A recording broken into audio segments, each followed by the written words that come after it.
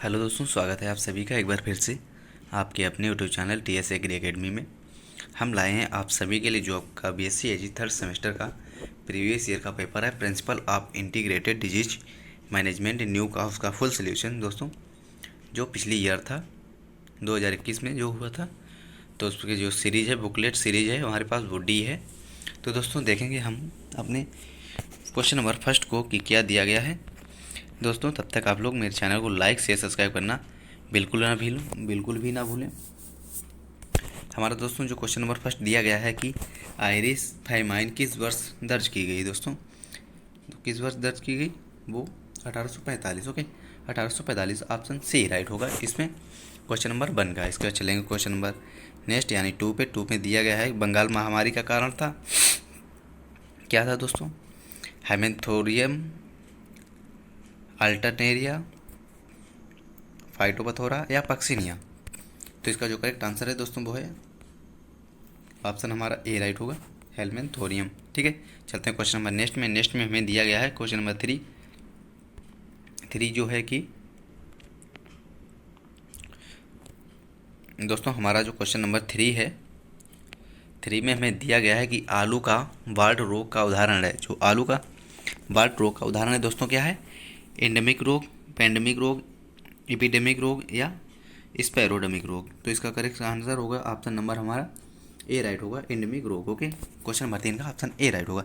इसके बाद हमारा क्वेश्चन नंबर नेक्स्ट होगा कि पादप रोग विज्ञान के पिता कौन है दोस्तों। पादप रोग विज्ञान के जो पिता हैं एंटोन डेवेरी, BB मुंडकर, मेयर या केसी मेहता। इसका करेक्ट आंसर है दोस्तों एंटोन डेवेरी, ऑप्शन ए राइट है क्वेश्चन नंबर 4 का।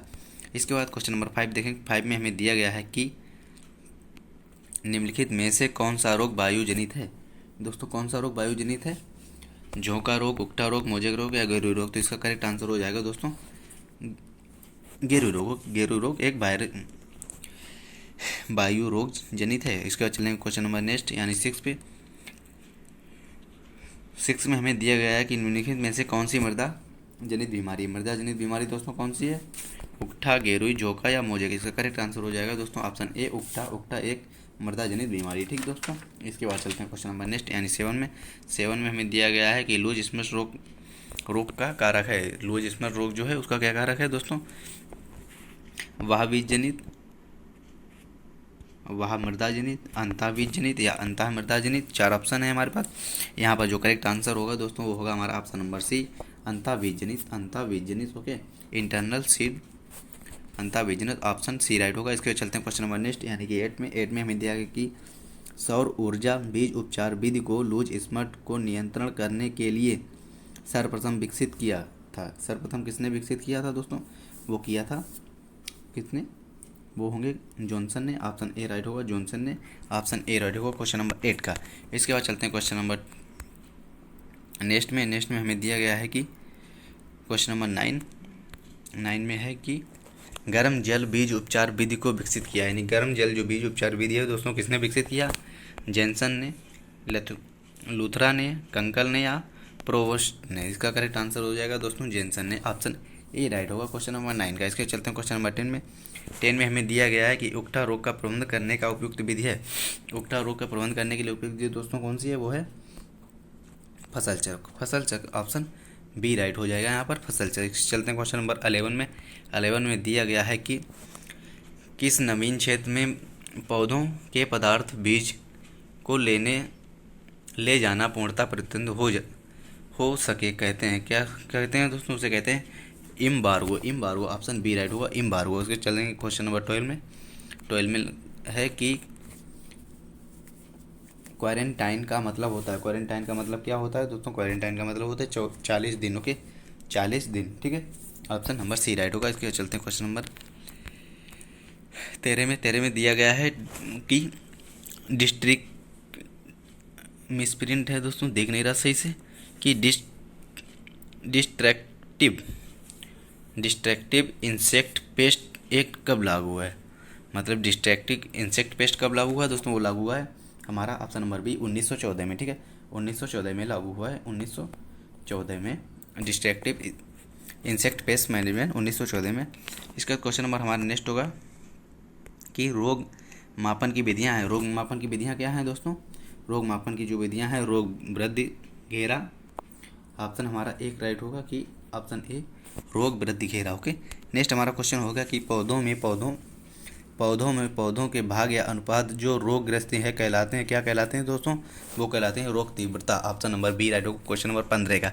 ठीक है, चलते हैं क्वेश्चन नंबर 16 में। 16 में दिया गया है कि पौधों की संख्या में रोगग्रस्त पौधों की संख्या को कहते हैं, मतलब पौधों की संख्या में जो पौधे रोगग्रस्त होंगे उन पौधों की संख्या को क्या कहेंगे दोस्तों? उन पौधों को कहेंगे हम लोग रोग व्यापकता। ऑप्शन ए राइट होगा, रोग व्यापकता। क्वेश्चन नंबर हमारा 16 दिया गया। 16 में है कि क्वेश्चन नंबर 17 में है कि कौन सी पीड़कनाशी भारत में सर्वप्रथम प्रयोग की गई? सर्वप्रथम कौन सी पीड़कनाशी प्रयोग की गई दोस्तों? वो की गई है DDT। ऑप्शन ए राइट होगा, DDT। ठीक है, नेक्स्ट हमारा क्वेश्चन नंबर 18 होगा। 18 में दिया गया है ETL का फुल फॉर्म क्या होता है? ETL का दोस्तों फुल फॉर्म होता है, वो होता है economic threshold level. Economic threshold level, option B right होगा। ऑप्शन क्वेश्चन नंबर 18 का। ठीक है, इसके बाद चलते हैं क्वेश्चन नंबर 19 में। 19 में दिया गया है कि आर्थिक क्षति स्तर के बारे में क्या सत्य है? आर्थिक क्षति स्तर के बारे में क्या सत्य है दोस्तों? वो सत्य है। क्वेश्चन नंबर 19 का जो करेक्ट आंसर है दोस्तों वो है हमारा ऑप्शन नंबर ए, पीड़क की वह निम्न संख्या जो आर्थिक नुकसान करेगी। ठीक है, ऑप्शन ए राइट होगा क्वेश्चन नंबर 19 का। दोस्तों अगर आप चैनल पर नए आए हो तो प्लीज़ चैनल को लाइक से सब्सक्राइब करना बिल्कुल भी ना भूलें। दोस्तों नेक्स्ट क्वेश्चन है कि आर्थिक दहली स्तर सदैव होता है। आर्थिक दहली स्तर सदैव होता है, क्या होता है दोस्तों? वो होता है हमारा क्वेश्चन नंबर 20 का। क्वेश्चन नंबर 20 का हमारा ऑप्शन नंबर ए राइट होगा, lower than EIL, lower than EIL से निम्न। ठीक है, क्वेश्चन नंबर नेक्स्ट होगा 21 नंबर की प्लॉट बैक्स कवकनाशी से उपयुक्त नियंत्रण होता है। किसका नियंत्रण होता है दोस्तों? वो होता है हमारा गेरुआ रोग का। ऑप्शन ए राइट होगा, गेरुआ रोग के। चलते हैं क्वेश्चन नंबर 22 में। 22 में दिया गया है कि ऑरियोगिन प्रतिजैविक का प्रयोग किया जाता है। ऑरियोगिन जो प्रतिजैविक है उसका प्रयोग किसमें किया जाता है? उसका प्रयोग दोस्तों किया जाता है कवक के लिए। ऑप्शन नंबर बी राइट होगा, कवक के लिए। ठीक है, नेक्स्ट क्वेश्चन 23 होगा। 23 में दिया गया सर्वांगी कवकनाशी सर्वप्रथम विकसित किया गया था। सर्वांगी कवकनाशी सर्वप्रथम कब विकसित किया गया था दोस्तों? वो किया गया था हमारा ऑप्शन नंबर ए राइट होगा, वान स्मेलिंग और कल्का द्वारा। ओके, कल्का द्वारा, ऑप्शन ए राइट होगा। ठीक है, चलेंगे क्वेश्चन नंबर 24 में। 24 में हमें दिया गया है कि निम्नलिखित में से कौन सी कवकनाशी बीज उपचार के लिए प्रयोग की जाती है दोस्तों? कौन सी कवकनाशी बीज उपचार के प्रयोग की जाती है दोस्तों? वो की जाती है हमारी कैप्टान, मैंकोजेब और कैराथेन। तो जिस आलादीज ऑप्शन हमारा राइट होगा, आलादीज। ये तीनों प्रयोग की जाती हैं। ओके दोस्तों, तीनों प्रयोग की जाती हैं, तीनों। ठीक है, इसका चलेंगे नेक्स्ट जो क्वेश्चन हमें दिया गया है कि पूर्ण आशिता रोग को प्रबंध करने के लिए उपयुक्त कवकनाशी है। तो दोस्तों कौन सा कवकनाशी है? वो है कैराथिन। ऑप्शन ए राइट होगा, कैराथिन। इसके बाद चलेंगे क्वेश्चन नंबर 26 में। 26 में हमें दिया गया है कि चौवतिया पेस्ट सर्वप्रथम प्रयोग हुआ। चौवतिया पेस्ट सर्वप्रथम कहाँ प्रयोग हुआ दोस्तों? वो हुआ है हमारा option number C, Bharat. Option C, Bharat. इसके बाद चलेंगे क्वेश्चन नंबर 27 में दिया गया मैंकोजेब समशिष्ट है। मतलब मैंकोजेब में क्या क्या पाया जाता है दोस्तों? मैग्नीशियम तथा जिंक दोनों पाए जाते हैं। तो ऑप्शन ए और बी राइट होगा। ऑप्शन नंबर जो डी दिया गया है हमारा यहाँ, ऑप्शन डी राइट हो जाएगा कि ए और बी दोनों। इसके बाद चलेंगे क्वेश्चन नंबर 22 में। 22 में दिया गया सबसे पुराना कवकनाशी है। सबसे पुराना कवकनाशी दोस्तों कौन सा है? सबसे पुराना जो कवकनाशी है वो है हमारा सल्फर। ऑप्शन ए राइट हो जाए, सल्फर। क्वेश्चन नंबर 29 में दिया गया है ऐसे रसायन जिसमें कवक रोग कारकों को मारने के लिए क्षमता हो उन्हें कहते हैं, क्या कहते हैं? उन्हें कहते हैं दोस्तों कवकनाशी। ऑप्शन बी राइट होगा, कवकनाशी। 29 का ऑप्शन बी राइट है। क्वेश्चन नंबर 30 में दिया गया है कि बोर्डिक मिश्रण तैयार किया था दोस्तों। बोर्डिक मिश्रण जो तैयार किया था वो पी ए मिलार्डे यानी कि मिलार्डे द्वारा। ऑप्शन ए राइट होगा। इसके बाद चलते हैं क्वेश्चन नंबर 31 में दिया गया है IPM शब्द दिया। IPM शब्द किसने दिया दोस्तों? IPM शब्द दिया है क्वेश्चन नंबर 31 का जो करेक्ट आंसर है वो है हमारा option number D, Bartlett. Option number C Bartlett ने दिया सन 1966 में। ओके, 1966 में। ओके, इसके बाद चलते हैं क्वेश्चन नंबर 32 में। 32 में हमें दिया गया है विषाणु रोग फैलाने से रोकने के लिए छिड़काव करते हैं। किसका छिड़काव करते हैं दोस्तों? तो वो जो छिड़काव करते हैं हम लोग विषाणु रोग से, तो ऑप्शन नंबर हमारा ए राइट होगा, विषाणु नाशी का। ओके, विषाणु नाशी का छिड़काव करते हैं। ठीक है, चलते हैं क्वेश्चन नंबर 33 में। 33 में दिया गया है कि निम्नलिखित में से कौन सी कवकनाशी मृदा उपचार में उपयोग की होती है? तो दोस्तों कौन सी कवकनाशी होती है? वो होती है वीटावैक्स। ऑप्शन डी राइट हो जाएगा 33 का, वीटावैक्स। इसके बाद चलते हैं क्वेश्चन नंबर 34 में। 34 में हमें दिया गया कवकों का अध्ययन कहलाता है। कवकों का अध्ययन कहलाता है दोस्तों माइकोलॉजी। ऑप्शन बी राइट होगा क्वेश्चन नंबर 34 का, माइकोलॉजी। इसके बाद चलते हैं क्वेश्चन नंबर नेक्स्ट में। नेक्स्ट में दिया गया है कि सूक्ष्म जीव का पूर्णतः नष्ट करना कहलाता है। सूक्ष्म जीव को पूर्णतः नष्ट करना कहलाता है, क्या कहलाता है दोस्तों? वो कहलाता है उन्मूलन। ऑप्शन नंबर सी राइट होगा क्वेश्चन नंबर 35 का। इसके बाद चलते हैं क्वेश्चन नंबर 36 में। दिया है कि माध्यम में अगर अगर का प्रयोग होता है। माध्यम में अगर अगर प्रयोग का क्या क्या होता है दोस्तों? ठोस बनता है, तरल बनता है, पोषक तत्वों की उपलब्धता और उपयोग सभी। तो यहाँ ऑप्शन नंबर हमारा डी राइट होगा, ये तीनों सही हैं, तो ऑप्शन नंबर डी राइट होगा 36 का। इसके बाद चलते हैं क्वेश्चन नंबर 37 में। 37 में दिया गया है कि बोर्डेक्स मिश्रण में चूने का उपयोग करते हैं। चूने का उपयोग करते हैं, किसमें करते हैं दोस्तों? वो करते हैं पौधों के लिए विषैलापन बढ़ाना, पौधों के लिए विषैलापन घटाना और पोषक तत्वों की उपलब्धता को बढ़ाना, या ऑप्शन डी सभी। तो 37 का जो करेक्ट आंसर हो जाएगा वो ऑप्शन नंबर हमारा डी हो जाएगा 37 का। ओके, नेक्स्ट क्वेश्चन होगा 38। 38 में दिया गया है कि निम्नलिखित में से कौन सा अजैविक रोग है? कौन सा अजैविक रोग है दोस्तों? वो है आलू का ब्लैक रट। आलू का ब्लैक रट जो है वो अजैविक रोग है। ठीक है, इसके बाद क्वेश्चन नंबर 39 दिया गया है। 39 में देखते हैं कि कवकनाशी के लाल रंग का लेवल का संकेत है। कवकनाशी के लाल रंग के लेवल का संकेत है दोस्तों, वो होता है हाईली टॉक्सिक, यानी कि अधिक विषैली। ऑप्शन ए राइट होगा, अधिक विषैली। ठीक है, नेक्स्ट क्वेश्चन होगा कि FRAC का पूरा नाम, FRAC का पूरा नाम क्या है दोस्तों?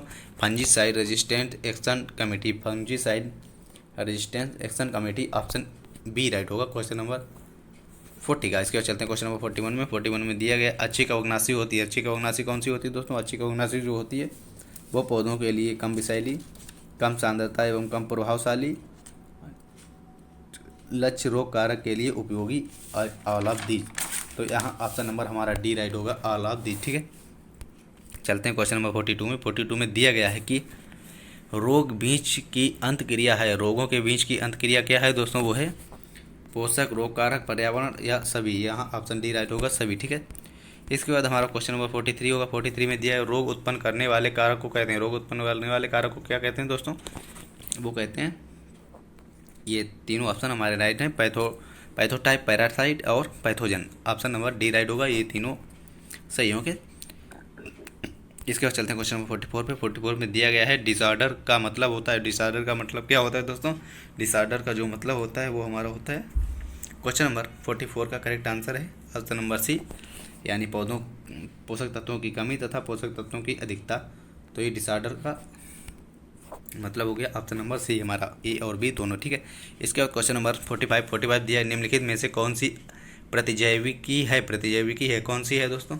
वो है streptomycin. Option number B right हो जाएगा, स्ट्रेप्टोमाइसिन। इसके बाद चलेंगे क्वेश्चन नंबर 46 में। 46 में दिया गया है कि खैरा रोग किसकी कमी से होता है? खैरा रोग दोस्तों सभी जानते हैं कि जिंक की कमी से होता है, जिंक की कमी से होता है। इसके बाद चलेंगे क्वेश्चन 47 में।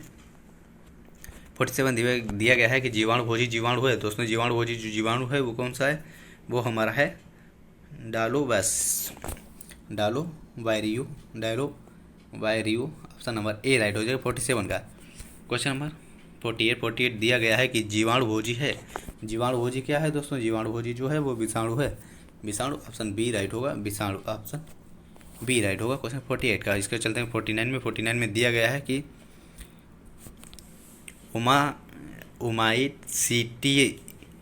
उमाइसीटिस जो कवक का प्रभावी है। उमाइसीटिस कवक का प्रभावी नियंत्रण होता है। किससे नियंत्रण होता है दोस्तों? वो होता है रिडोमिल से। ऑप्शन बी राइट हो जाएगा, रिडोमिल से। ओके, इसके बाद चलते हैं क्वेश्चन नंबर 50 में। 50 में दिया गया है पौधों में रोगों के फैलने का अध्ययन को कहते हैं। पौधों में रोगों के फैलने का अध्ययन को क्या कहते हैं दोस्तों? कहते हैं हम लोग एपिडियोलॉजी। Epidemiology, epidemiology option number A right हो जाएगा। चलते हैं 51 में। 51 में हमें दिया है रोग कारक का एक रोग चक्र फसल वर्ष में विकसित होती है उसे कहते हैं, उसे क्या कहते हैं दोस्तों, उसे कहते हैं एक चक्रीय। ऑप्शन सी राइट हो जाएगा, एक चक्रीय।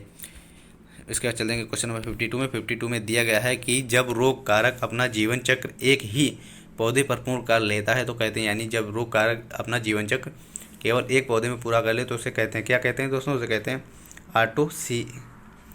ऑटोसियम। ठीक, ऑप्शन ए राइट हो जाएगा, ऑटोसियम। इसके बाद चलेंगे क्वेश्चन नंबर 53 पे। 53 में दिया गया निम्नलिखित में से कौन सा कवक रोग नियंत्रण में जैव कारक के रूप में प्रयोग होता है। दोस्तों कौन सा कवक प्रयोग होता है, वो होता है हमारा ऑटोसियम। क्वेश्चन नंबर 53 है। 53 का करेक्ट आंसर देख लें। 53 का वो हो तो ट्राइकोडर्मा। ठीक है दोस्तों, ट्राइकोडर्मा, गलती के लिए सॉरी। 53 का ऑप्शन सी राइट होगा। चलते हैं क्वेश्चन नंबर 54 में। 54 में दिया गया है कि पोषक एवं रोग कारक के बीच संपर्क को रोकना सिद्धांत है। क्या सिद्धांत है दोस्तों, वो सिद्धांत जो है वो उन्मूलन। ऑप्शन सी राइट हो जाएगा, उन्मूलन। इसके बाद पोषक एवं रोग कारक के बीच संपर्क को रोकना सिद्धांत है तो उन्मूलन। ठीक है। इसके बाद हमारा नेक्स्ट क्वेश्चन होगा 55 दिया गया है कि पादप रोग प्रबंधन का सिद्धांत जिसमें एक क्षेत्र में रोग कारक का प्रवेश रोका जा सकता है दोस्तों, वो क्या होता है, वो होता है एवा इंडेक्स। ऑप्शन बी राइट होगा 55। दोस्तों अगर आप लोग इस चैनल पर नए आए हो तो प्लीज़ चैनल को लाइक शेयर सब्सक्राइब करना बिल्कुल भी ना भूलें।